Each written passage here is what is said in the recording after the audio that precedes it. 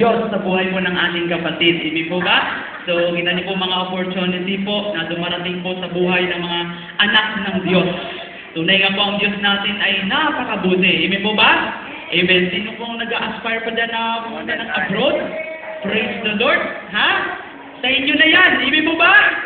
Amen. Panghawakan natin na ang ating Diyos po ay talagang mapagpala po sa buhay ng bawat isa sa atin. At ngayon po mga kapatid, tawagin din po natin ang ating kapatiran, ng ating pong nanay, no? Si Nanay Carmela, at siya po ay magpapatotoo sa ginawa ng Diyos sa kanyang buhay. Yan, palapaan po natin ang ating Diyos na buhay! Yan.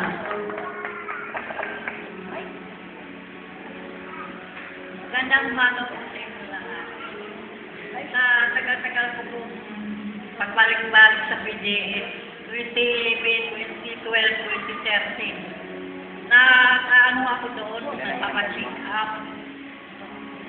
Babalik na lang po ako doon hanggang naging 12, 13. Sabi ko, ang tagal-tagal lang pabalik-balik ko sa PDS kasi doon kasi pila-pila papaopera.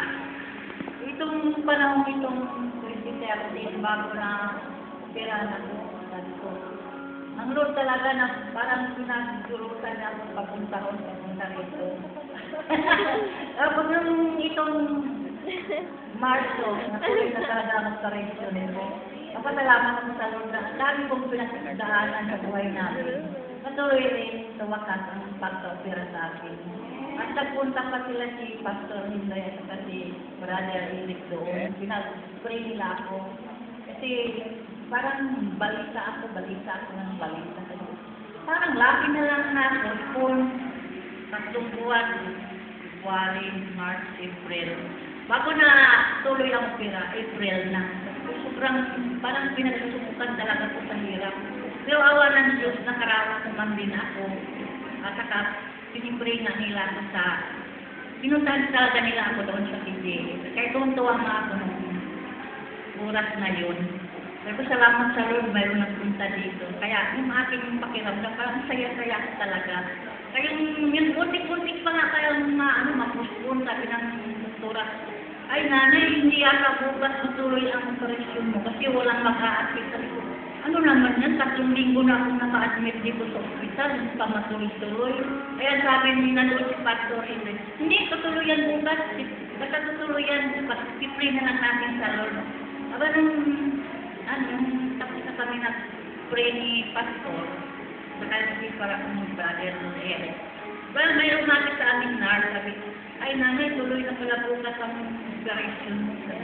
Ay, salamat sa Lord, talagang hinihin talaga siya. Bakit Pastor, talagang tuloy-tuloy na. Kaya yun, parang saan ang kung pag-alis nila ni brother Eric at saka ni Pastor Eric. Salamat talaga sa binigyan pa niya ako ng ano. Parang muli ako nag-aalis pa, balik ang balita. Sana ako nakalala. Ay, kinabukasan ako na Nakalit ako mag-COVID. sabi ni Pastor, hindi niya ba talaga. Ano na mamaya, i-up. Kaya ito, kinabukasan. Pinunta namin.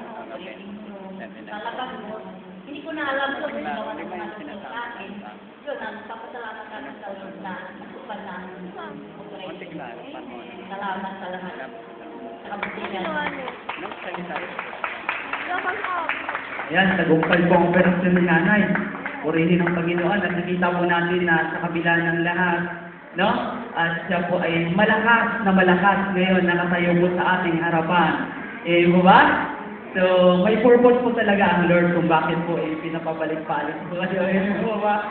So, maaari po ay talagang sa sitwasyon na yun ay talagang kumikilos talaga ang Panginoon. Amen po?